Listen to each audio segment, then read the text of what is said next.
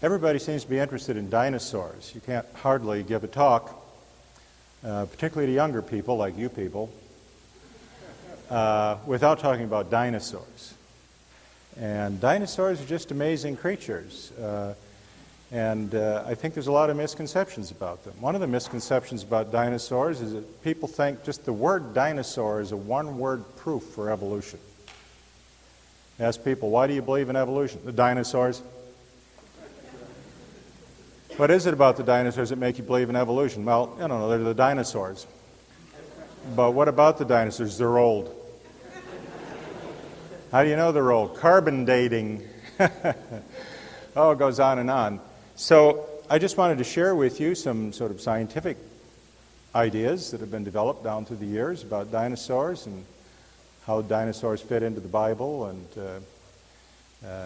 I hope you pick up something you didn't know before. Well, the first thing we want to deal with is what were they like, the dinosaurs? We'll address the question, where did they come from? And finally, where did they go? So first of all, I'd like to show you my favorite dinosaur. I'm something of an expert on dinosaurs, and I think of all the dinosaurs out there, this is probably my favorite dinosaur, right here. You mean, this isn't a dinosaur here? I've come all the way from St. Louis to tell you about dinosaurs, and this isn't even a dinosaur. Okay, that's my dog, but he thinks he's a dinosaur. That's Kedar the Magnificent. He's really a wonderful dog. Do I have an hour to talk about my dog before we get into... we better get on with... Okay, we'll get on with the lecture. I don't necessarily like this dog that much because I don't like dogs that are smarter than I am. Well, dinosaurs were first discovered back in 1820. There was a certain Dr. Menton, who was an English doctor, and back in the 1820s, physicians visited their patients in their home. They made trips right out to the home. And Dr. Mantel's wife often accompanied him, and it was really Mary Ann Mantel who was kind of outside just looking around in the garden and what have you while Dr. Mantel was visiting the patient who lived in the home. And she found a large tooth. And her husband was a kind of a rock collector and fossil collector, and he kind of puzzled over that tooth for quite a while. And after a bit of study, he found out the tooth was pretty much like a tooth you would see from a large lizard, like an iguana or something like that. And so he called it iguanodon. That would be the name of this creature. Now, the word dinosaur hadn't been coined yet, so in 1820 it was just called iguanodon. Subsequently, several more of this same type of dinosaur were discovered in Belgium, in Bernissart, Belgium. In 1877, there were 39 such iguanodons found in the coal mine, and they were so valuable and so sought after that it no longer was a coal mine, it became a dinosaur mine. And the dinosaurs were found about 1,000 feet below the surface of the land in two different layers. They appeared to have drowned or to have been deposited out of water. They were in sedimentary material, and they were found buried in this water-deposited sediment along with crocodiles, fish, and turtles. The mine eventually kind of filled in with water, and they had to abandon it. Well, dinosaurs are fascinating creatures. Many of the pictures I'll show you are from the Dorling-Kindersley Atlas, which Microsoft used to produce a series called Dinosaurs, which sadly I don't think is being produced anymore. But one of the things I like about these particular paintings of dinosaurs is they show people in association with the dinosaur. I know the reason they did this. They want to give you a sense of relative size, and you know how big people are, so then you get an idea how big the dinosaurs are. But I believe that dinosaurs and people were contemporaries. They lived together. I'm not sure they really hobnobbed, but they at least lived on Earth at the same time. So I get a double benefit. I get a sense of the regular size, and I get reminded that humans and dinosaurs were contemporary. This is that iguanodon. You can see it's one of the larger dinosaurs right here.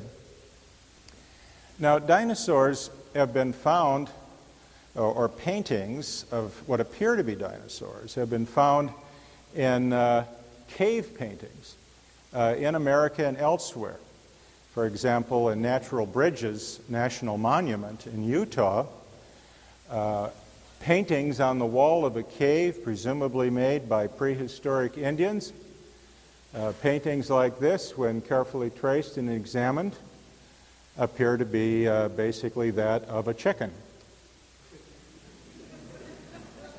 No, you can tell it's a dinosaur, right? I was just checking to see if you're listening. It looks just like a dinosaur. In fact, it not only looks like a dinosaur, it looks like a particular dinosaur. It looks like a sauropod dinosaur. And this was painted along with other animals that we recognize as being still with us today, bears and deer and this sort of thing. It's kind of interesting when the people that take you through these exhibits of these paintings, they say, here's a bear, here's a deer, here's this, here's that, and they get to this thing and they say, and this is a mystical creature, we don't know what that is. There's a little reluctance to recognize that humans saw and illustrated dinosaurs. But if we look at a sauropod, you can see that this indeed appears to be at least the type of creature that these prehistoric Indians were painting, and that they must have seen creatures like this. A question that comes up is, are dinosaurs found in the Bible? Now, I don't mean, do dinosaurs crawl out of the Bible when you open it up or anything like that? Are they mentioned in the Bible anywhere? And I think you can take just about any Bible I'm familiar with and you can look in the concordance or index and you will not find any entry for dinosaur. And that might raise some questions whether the writers of the Bible knew anything about dinosaurs or whether we had to wait until the 1800s for Dr. Menton and his wife to find one. Well, the reason probably dinosaurs aren't mentioned in at least the King James is the word dinosaur wasn't really coined until 1841. There was an English anatomist, and I'm one of these anatomists, and you can see what we do. We work with very large bones and body parts and things like that. We all have these kind of scowly stares. It's a scary lot of people, anatomists. The word anatomy means to cut to pieces. And Sir Richard Owen, who lived from 1804 to 1892, was familiar with some of these large animals that were beginning to be discovered, like iguanodon, and he called them dinosaurs. Now, I suppose maybe some of the younger kids here know what the word dinosaur means, and maybe the older people don't, because young people really tend to get into this. But the word dinosaur really just means terrible lizard.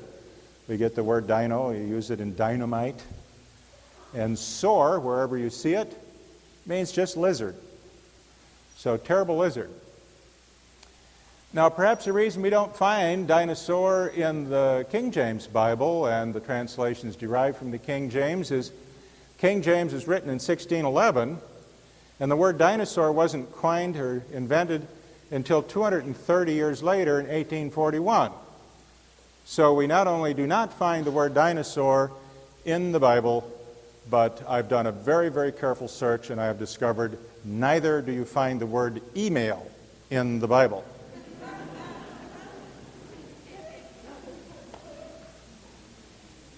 But we do know that God created dinosaurs too.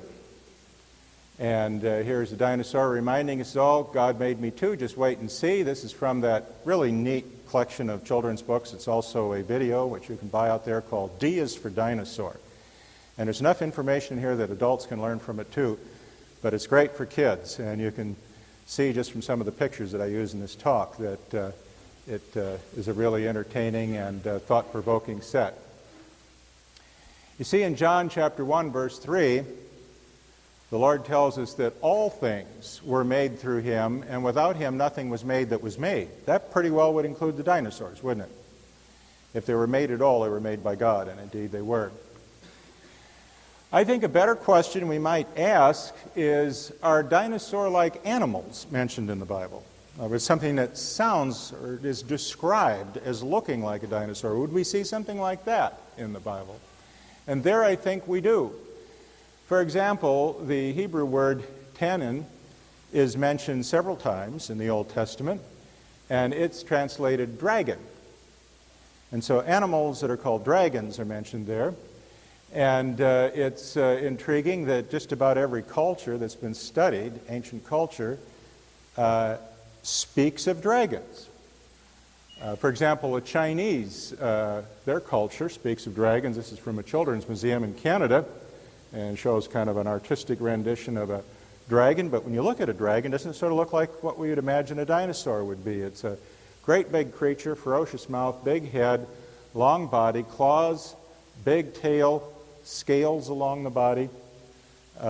Certainly consistent with a dinosaur, and so many cultures mention these creatures. And there are accounts where it talks of people actually killing them, and they are not necessarily fictitious creatures at all. They may be just creatures no longer alive that continue to exist in legend, but were actually observed at one time. When I was in Wales, I discovered that the flag of Wales, their national flag, is a dragon, I guess from St. George, the dragon killer. And it just shows that this dragon pops up everywhere in Irish legends, English legends, Welsh legends, Chinese, everywhere. Now in the Bible there's a creature called Behemoth. And I believe that if you look at the description of Behemoth, sounds to me like it would be a dead ringer for a dinosaur. In Job chapter 40, verse 15 to 19, remember Job's had all these problems in life that the Lord permitted him to endure. And his friends have given a lot of misinformation. And finally in chapter 38, God comes in to set the record straight. And poor Job is told to stand up and gird himself like a man, and he proceeds to get quite a dress down from the Lord. And for 4 chapters, he's basically told that you're probably not going to understand or be able to explain anything about me, Job is told, because the pot doesn't criticize the potter. And he says, I made everything, I'm in control of everything, you don't know how I do that, but yet we know the Lord loves us, and we just have to let him be in charge. And he mentions lots of animals we recognize today, you know, lions and eagles and hawks and all sorts of things are mentioned. And one of the animals mentioned is Behemoth. And he says to Job, and of course Job must have known exactly the animal he was talking about, look at Behemoth, which I made along with you. I want you to remember this little phrase, which I made along with you. So whoever Behemoth is was made right along with mankind. And which feeds on grass like an ox, what strength he has in his loins, what power in the muscles of his belly, his tail sways like a cedar. This would be like cedar, the cedar trees of Lebanon. These are huge trees, so we're talking a really massive tail. The sinews of his thighs are close knit, his bones are tubes of bronze, his limbs like rods of iron. He ranks first among the works of God. So we're talking about a really incredible, mighty, massive animal, and with this immense tail. I happened to be studying one day in the NIV Study Bible, because some of its notes can be helpful sometime, and I was wondering what the notes might say about what this creature Behemoth is. And in the NIV Study Bible they say, possibly the hippopotamus or the elephant. Now I thought, I'm not sure this tail really fits on a hippo or an elephant, but before you get too critical, you ought to just go ahead and try it out. So with your permission, we'll do a little experiment here. This would be a cedar tree-sized tail. Let's try it on an elephant. That was kind of my conclusion too, and I said, this isn't going to fly. This dog won't hunt. Well, okay, let's try it on a hippo. I didn't think so either. This just isn't going to fly. Why do they say these things? This isn't right. You don't suppose, do you, that if we were to try this on a dinosaur, let's see. I think that fits. Yeah, that would work. So anyway, we have dinosaurs that do indeed have very long cedar tree-sized tails. In fact, this dinosaur has a cedar tree-sized neck as well. He has to be kind of balanced at both ends so he doesn't fall frontwards or backwards. When we look at the skeleton and the neck of some of these dinosaurs, we find they have like regular skis on their neck vertebra. So when their neck hit the ground, it protected the arteries that ran through the neck. So they had like regular skids. These creatures, it would seem to me, would be most comfortable walking around in a swamp or something where they get a little bit of buoyancy from the water. Here's a fellow going along on a bicycle just underneath his neck. Now, I do not recommend that sort of thing. Well, everything was created in 6 days, and I don't know if they really published a newspaper chronicling the 6 days of creation or not. In the book D is for Dinosaur, at least they're suggesting that we ought to check on the 6-day chronicle, and the dinosaurs are coming, and the question is, when would the dinosaurs have been created out of the 6 days of creation? Day 1, we have earth, space, time, and light. Day 2, the atmosphere. Day 3, the dry land and the plants. Day 4, the sun. I know the Lord did this just to put us in our place. You know, you think He made the sun on day 3 and then the plants on day 4. Green plants really need that sun right away, don't they? But they can get through one night without the sun, okay? And then day 5, He created the sea and the flying creatures and the sea animals. And on day 6, all the animals that walk around on land, whether part-time or full-time, and man. And so I suggest the dinosaurs were made here in day 6, the same day that Adam was made. And so the 6-day chronicle says dinosaurs made on the 6th day, and that was the day that man was made as well. So indeed, humans and dinosaurs, at least in the Garden of Eden, were together, and I think they continued to exist, at least on the same earth, if not in the same neighborhood, for some time afterwards. Remember what the Scripture said when God talked to Job, "Look at Behemoth, which I made along with you." Well, here's a question. Did I tell you there was going to be a test? Didn't mention this at all. Well, that's the way it is. Question is, what's a dinosaur? Dinosaurs are reptiles, so what's the difference between a lizard and a dinosaur, other than maybe size, although there's some big lizards and there's some very small dinosaurs, so even size isn't necessarily the difference. So what's so special about a dinosaur that we can take one reptile, lizard-like reptile, and single them out and say, this is a dinosaur?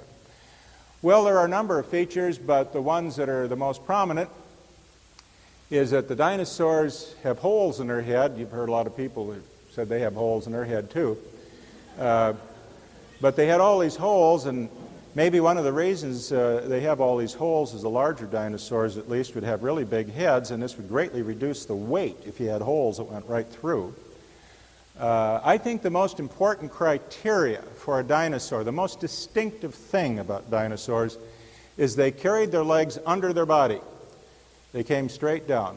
If you think about it, if you imagine a frog walking at you, which is an amphibian, or you imagine a lizard walking at you, I will try to mimic frog and lizard for you.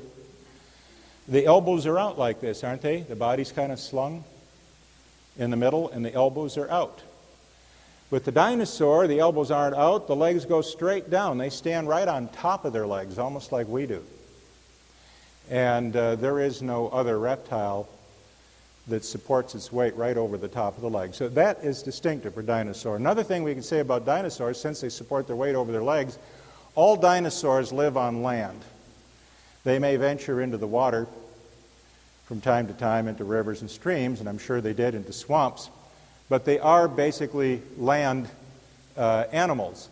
Those great creatures that we find, plesiosaurs, pliosaurs, whatever, that swim in the sea, they're not really classified as dinosaurs. And the flying reptiles, the pterodactyls and what have you, they're not classified as dinosaurs. They have to walk on top of their legs to be dinosaurs. Well, there were big dinosaurs. Look at these rascals here with human beings underneath. Boy, I wouldn't stand that close to that foot. And then there were little dinosaurs. And if you think about it, this is either a really small dinosaur or this is a really big girl. I don't know which. Now, there were a lot of dinosaurs that were really not much bigger than chickens.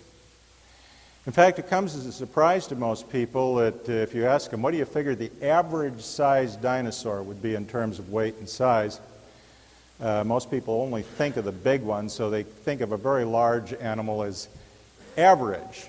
I've been told the average dinosaur is more like the size of a sheep. And so you have really big ones that are much larger, but you have smaller ones that are much smaller in weight and size than a sheep. We also know that dinosaurs, like other reptiles, hatched from eggs. Here you can see a little dinosaur coming out of the egg. And in fact, in Canada and the northwestern United States, eggs have been found in nests that are dinosaur eggs. Now, when I first thought about dinosaur eggs, I don't know about you, but for one of the bigger dinosaurs, I had in mind an egg like the size of a Volkswagen. But it turns out you can't have an egg that big. You see, if you have an egg that's really big, like Volkswagen size, if it had a shell like most eggs, it would burst under its own weight, wouldn't it? So you'd need to have a really thick shell, maybe an inch thick or so, in order to hold its weight up when it's full of fluid. And if you have a thick shell, the dinosaur, the baby inside, would never survive, would he? Because you have to breathe through the eggshell. So there's a real limit for any reptile or bird in terms of the size of the egg. And the largest dinosaur egg ever found is about the size of a medium-sized watermelon. So you might say that if you had a little dinosaur about this big, that would represent life size, as long as you were talking about baby dinosaurs. They start out small. The other thing that I think is important for us to think about when it comes to dinosaurs is, like how many were there? How many different kinds of dinosaurs? Is there any evolutionary trend? Evolutionists obviously would argue that one dinosaur evolved from another over time. But when we look at dinosaurs, we find that there is a bewildering variety of dinosaurs that are really bizarre. Here's just a bunch of dinosaur heads. And there's not the slightest evidence that any dinosaur ever blends into or changes into a different dinosaur. They're just as distinctively different one from another, the different genera and species, than if you go to a zoo and just start looking at the animals. You have the gorillas over here and the zebras, and you have the giraffes and the bears, and there is no bear that's becoming a giraffe or anything like that. They're just absolutely distinctive creatures breeding true to type. And that's true of the dinosaurs, too. As for how many different kinds of dinosaurs there were, we can't say we've found them all, and it seems like every once in a while we'll find a new one. There's probably a tendency to overestimate the number of dinosaurs because everybody wants a dinosaur of their own. When they find a dinosaur, they would love to have it be a dinosaur that they were the first to find. And if I found one, there's no question it would be called Mentonosaurus. And I would get my name in the books finally. So this may be a bit of an overestimate, but it's been said that perhaps 550 genera of dinosaurs may be as many as 1,000 different species. Some would argue probably no more than 500 or 600 different species of dinosaurs known to exist. Scientists in general like to classify things. You know how you keep your socks in one drawer and the shorts in another drawer and t-shirts over here? Scientists classify, get things organized. And the dinosaurs have been classified. First of all, the reptiles that fly aren't dinosaurs. They're out of the picture. The reptiles in the sea are not dinosaurs. They don't walk on legs straight under their body. They're out of the picture. These are the dinosaurs, and it turns out that there's two orders of dinosaurs: the lizard-hipped ones and the bird-hipped ones. Of course, you have to use a fancy scientific name. You just can't say lizard-hip. Use the word saurischian. Ischian means hip, and saur means lizard. So we have lizard-hipped dinosaurs and bird-hipped dinosaurs. And of these dinosaurs, T-Rex here is certainly one you've heard of. That's a lizard-hipped type dinosaur. They are called theropods, or mammal-footed dinosaurs. And there were large ones and small ones there. And then the sauropod, that's that great big dinosaur we saw that the Indians had painted in the caves. All of these are the lizard-hipped.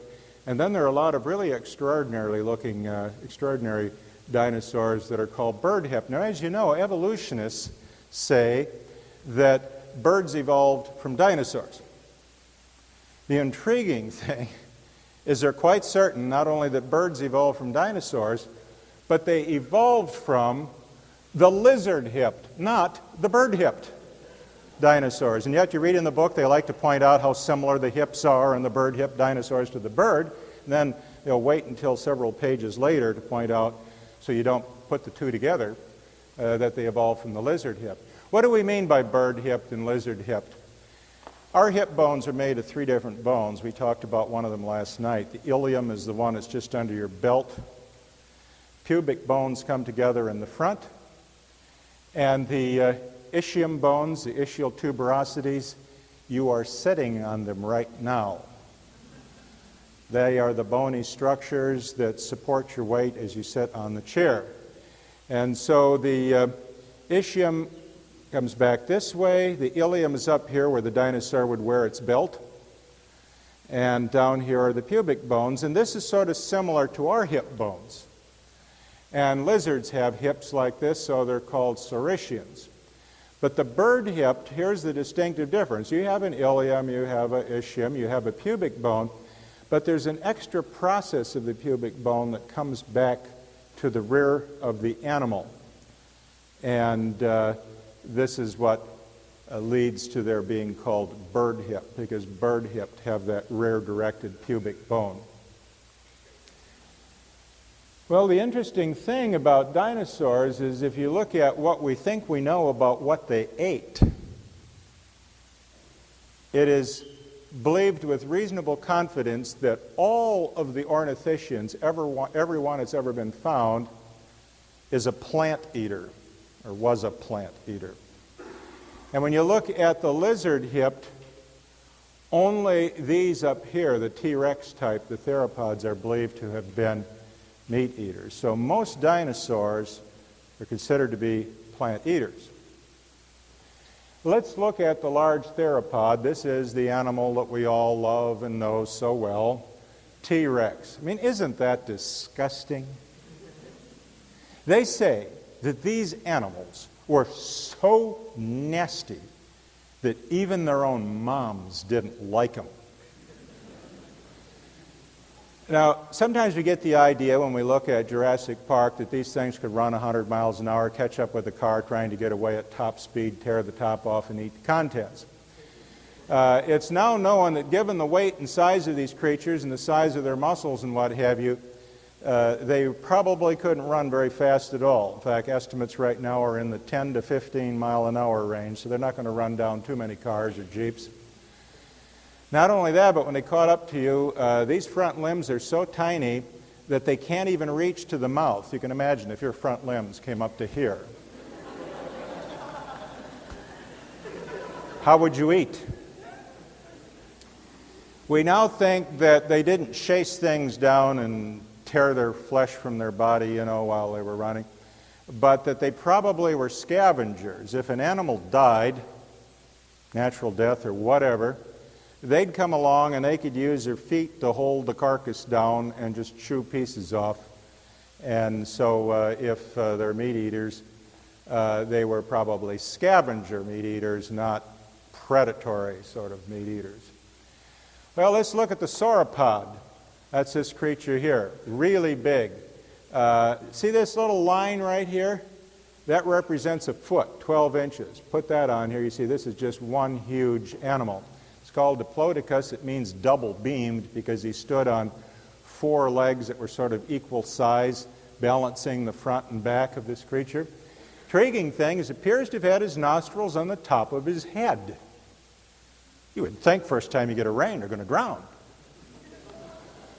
Why would they have the nostrils in the top of the head? Well, clearly we can't have the answer to that, except maybe these creatures walked around in lagoons and swamps and they could, get quite far underwater and still breathe. Who knows? Hard to know these things, just a strange thing about this creature.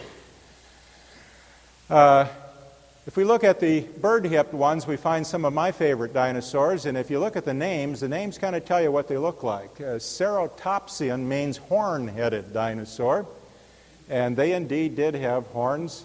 that stuck out of big bony plates on their head and sort of looked like horned rhinoceroses, or rhinoceri, or whatever the word is.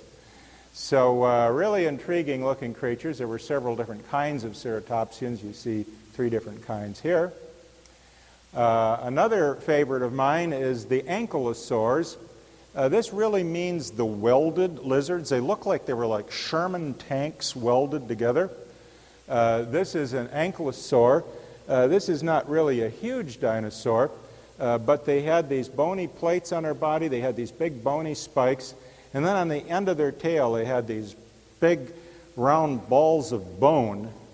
And it's believed that possibly what they did was to swing these back and forth, whacking. You can imagine one of these things in a china shop. It would have, oh. So did they go around whacking things with their tail? We have no way of knowing. Just what on earth did they have these big, solid, bony structures on the end of their tail for? So those are the ankylosaurs. And then we look at the stegosaurs. That word means the tiled-roofed lizards. The top of their back had these plates, and we're not sure what they did with these plates, like where there may be blood vessels just under the skin, and they used them for like radiating off heat, for keeping their body temperatures reasonably controlled. If they're reptiles, which we certainly believe they were, they look like reptiles, they have all the features of a reptile, then you would think they'd be cold-blooded. But now some people begin to think maybe they were warm-blooded. We really have no way of knowing whether they're warm-blooded. I think since they're reptiles, it's safer to conclude they were cold-blooded, like other reptiles, which simply means their blood isn't necessarily cold. It just adapts to whatever the surrounding temperature is. This is a real favorite here. I love this animal. This is the Pachycephalosaurus. Try to take that name apart in Latin. Pachy's like pachyderm. It means thick. Pachyderm for elephant means thick-skinned. So the first part of the name, pachy, means thick. Cephalo means skull. You got the picture? We've got ourselves a Pachycephalosaur. That's a thick-skulled lizard. Used to have a teacher that called me a thick-skulled lizard, but that's years ago. Let's look at these creatures. We've found a lot of these. In fact, all these animals that I've shown you have all been found in the fossil record, and it's a kind of a sad story. I hate to tell you about it, but all the animals you've seen all appear to have drowned in the fossil record. Wherever we find them in sediment that was deposited with water, and they all appear to have, under some strange conditions, have gotten themselves drowned. And that's true of this group too. And we find a lot of these fossils. Their skulls have bone 10 inches thick. Now, does that mean they went around banging their heads together? We don't know, but it could have been like rams, you see in the mountains that bang their heads together. Actually, the St. Louis Rams have been banging their heads together, but that's again another story.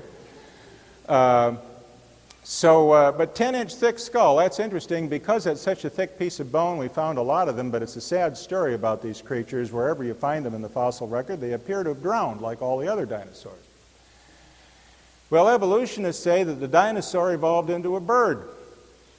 And it doesn't seem like a very likely creature to turn into a bird. Most dinosaurs have small front limbs, where birds have to have big front limbs. If dinosaurs are reptiles, they'd have a low metabolic rate. Birds have a high metabolic rate. Dinosaurs have a really big, heavy, what would you call it, the rump, with a long tail. I mean, this thing isn't getting off the ground. But evolutionists say, nonetheless, that dinosaurs did evolve into birds. I made the mistake of asking Ken Ham. I can't believe I asked him this. He's an Australian. They got the strangest sense of humor. Do you know Ken? I asked Ken, I said, Ken, would you provide me with a picture that I could show the audience that would give some idea of what that sort of half dinosaur, half bird might have looked like? Look at the picture he gave me. Isn't this ridiculous?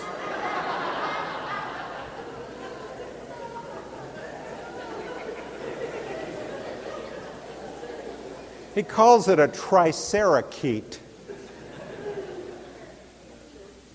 I said, is there anything we know about this, Ken? He says, the only thing we know, when those things chirp, you better listen. So anyway, I don't know if that's what that creature might have looked like, but I don't really take to the idea. I give a whole lecture on this on birds, and I don't think the evidence is very compelling that reptiles like dinosaurs evolved into birds. Well, this is test time now. I want to see how well you've been listening and whether you thought this all through, and this is the way the test goes. It's multiple choice. This is good old T-Rex. He had teeth up to 6 inches long. Now,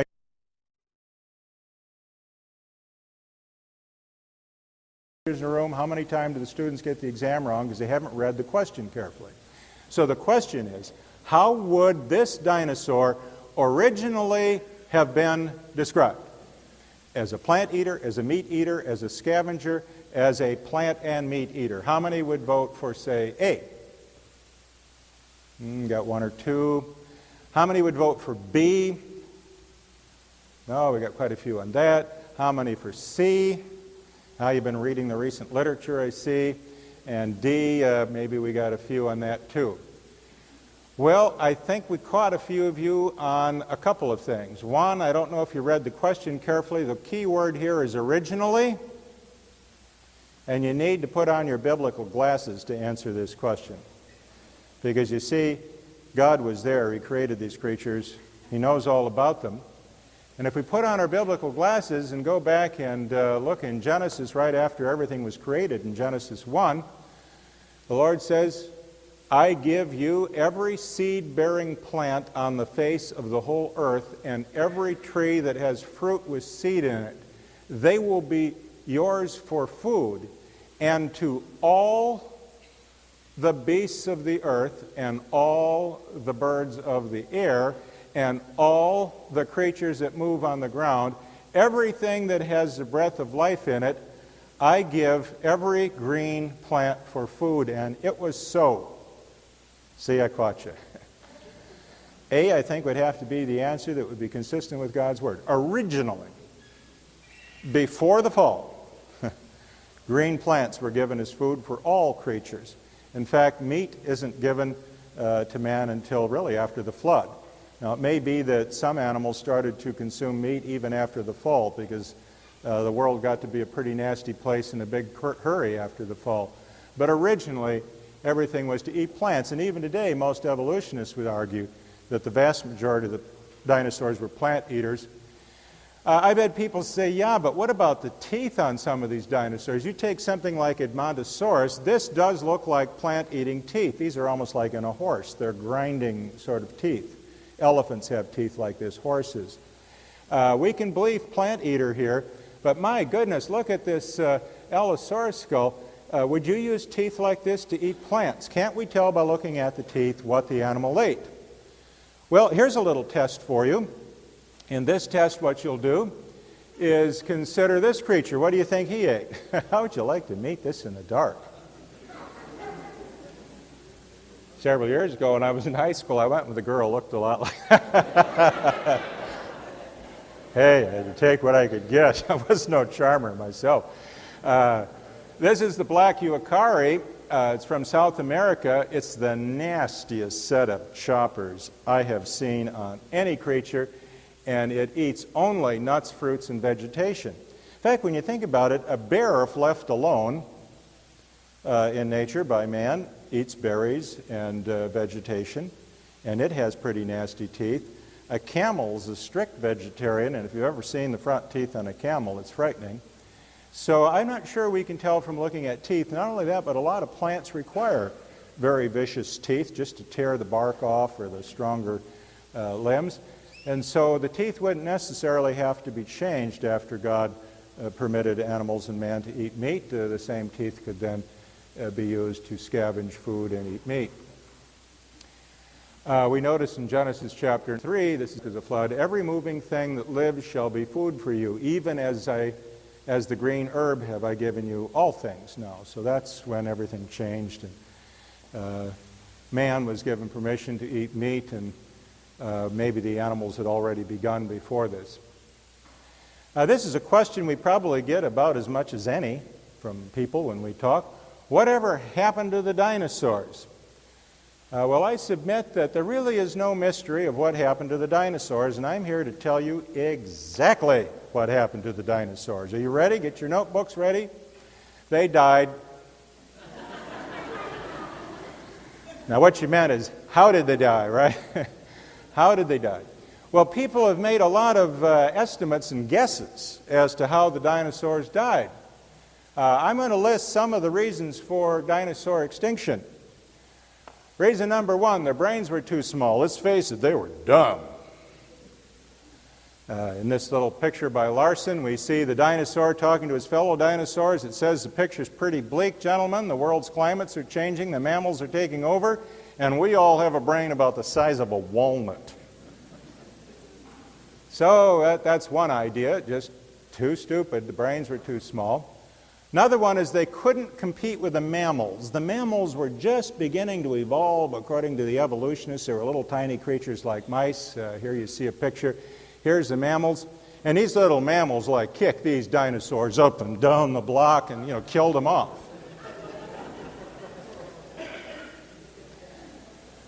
Another possibility that has been raised, and you can see there's so many guesses here, it's impossible to know which of these would have any validity at all. Possibly other animals ate their eggs. Well, that would pretty much bring things to a halt, wouldn't it? Some say that maybe they died off from disease or glandular disorders. Some have argued that they may have actually died from indigestion and constipation. I said, Ken, do we dare picture something like this? He says, sure, go ahead. This is what he gave me. I mean, look. 65 million years before Rolaids, the dinosaurs are killed off by a massive plague of indigestion. There have been other estimates. For example, some people say cosmic rays from a supernova zapped all the dinosaurs and killed off everything else along with it. Some people say there were changes in the magnetic field of the Earth, and that somehow got the dinosaurs all disoriented and they died off. Some would argue that a meteor hit the Earth, kicked up a great deal of dust in the sky, blackened the whole sky, everything became dark, and not only the dinosaurs died off, but practically everything on Earth died off, and everything had to re-evolve again. This is the way Ken visions that, a big old meteor hitting the Earth. Actually, the evidence for that has come under serious question, that there really was such a meteoric impact. When you think about it, there have been so many explanations. Here's another one. This, to me, is about the most reasonable. There may have been a drastic change in climate, so the dinosaurs were no longer able to tolerate the climate that they were living in. I think Larson has one of the better explanations. The real reason the dinosaurs became extinct is, of course, smoking. Let this be a lesson to the children in the room. You see what smoking did to the dinosaurs. It could do the same for you. When you think about it, man, evolutionists, geologists have come up with every reason imaginable for the extinction of dinosaurs except one. The only one they've never really mentioned is the flood. Given that all the dinosaur fossils appear to be from animals who've drowned, you would have thought the flood might have played at least a modest theoretical role. But I believe that the flood did indeed destroy many of the dinosaurs, but still the dinosaurs, like all of the other creatures that have the breath of life and walked on land, I believe would have been in the ark, along with Noah and his family and the other animals. And some people have trouble thinking of the dinosaur in the ark. As you know, the flood came into the world because everybody was described as being continuously evil all of the time.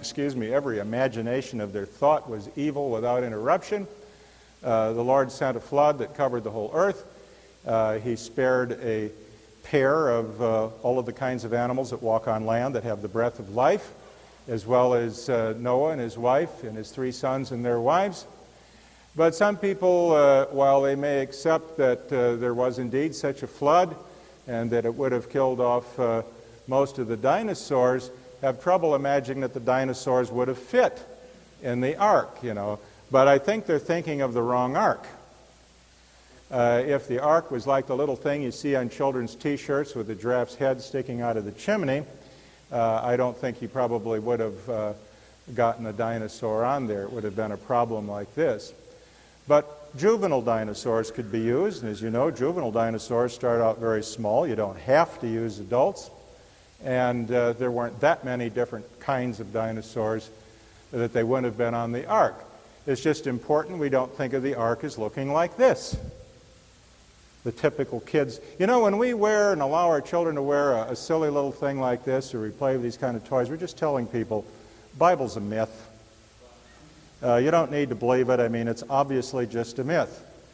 But you know, the Lord tells us what the ark is like. Why do we draw it like this when we know basically what it looks like? We've got a model out there, a 106:1 ratio model, but there is a description. Noah and his family were told what the dimensions of the ark were supposed to be. And to help you sort of understand how big that thing was, we're going to look down on this city block here, and are these people going to be surprised when they wake up tomorrow morning and find out there's an ark in front of their house? It would be about 450 feet long, if we consider a cubit to be 18 inches, reasonable estimate. 450 feet long, 75 feet wide, 45 feet tall. Now that is a big box we have there. And the ark was box-shaped. It didn't have to go anywhere. It didn't have an engine room, didn't have sails. All it had to do was float. Nautical engineers have looked at this structure and found it to be really optimum for just simply floating in rough water and not tipping over. If you want to have some fun sometime, get a bunch of kids together when you're out at the park or something, you have a big field, mark off a 450 by 75 foot square, or take a lawnmower and mow a big square like this, and then give each of 4 children a helium balloon with a 45-foot string attached to it. Have them stand at the corners and make their helium balloon go up 45 feet. Then stand back and look at the box that's defined there. You get a little better idea what the ark looked like. If we kind of fill it in, the boat looks something like that. And remember, there were 3 floors in the ark, so it's this area 3 times over. This had a lot of space in it. If you consider, for example, railroad stock cars, one railroad stock car can hold 522 cattle. And there was enough space in the ark. The ark was big enough to hold 522 stock cars. So we can get 522 of these big cars inside of the ark. And it turns out, if you figure the number of animals that have to be aboard, it would take no more than approximately half the volume of the ark in cages. Well, when the whole flood was over, you can be sure these animals were really happy to get off the ark, including the amount of time since the door was closed in the ark until all the water went off the land and the land dried off and the Lord let everybody leave the ark, was well over a year, about 380 days. So here they are coming off the ark, and I've been told, I can't be absolutely certain of this, but I heard it from no less authority than Ken Ham, that when the dinosaurs came off the ark, they did what any red-blooded American child would do today after going through a really awesome experience. They made T-shirts. I survived the flood. Well, whether that's so or not, I hope you've learned a little bit about dinosaurs, and some of it I hope is reasonably true. I don't have any doubt they lived at the same time that man did. We have evidence of man having lived with dinosaurs. They're extinct today, but so are so many other animals. Animals become extinct all the time. We just don't see any new ones evolving, right? We have some books out there we'd like to have you consider during the break. That's the end of the story, by the way. I believe the Ice Age is probably what really killed the dinosaurs off.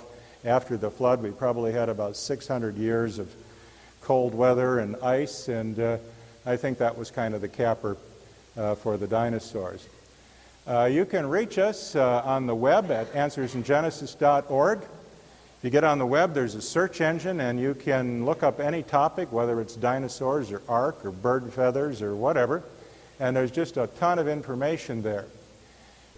Okay, well, that's it. If you'll come back at 1:30, you have 20 minutes to get out there and buy some of those books so I don't have to carry them all home.